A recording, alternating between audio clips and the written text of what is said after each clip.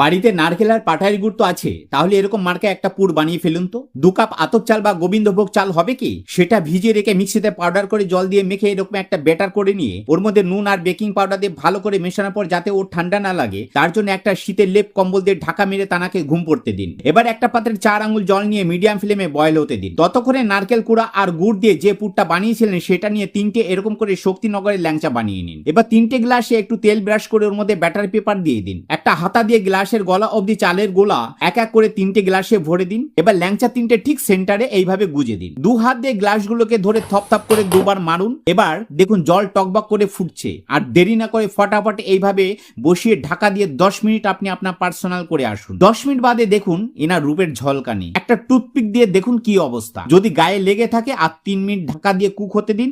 3 minute বাদে oven থেকে নামিয়ে ঠান্ডা হতে দিন। ঠান্ডা হলে এইভাবে ছাড়িয়ে দেখুন কি সুন্দর দেখতে আর নরম স্পঞ্জি হয়েছে খেতে।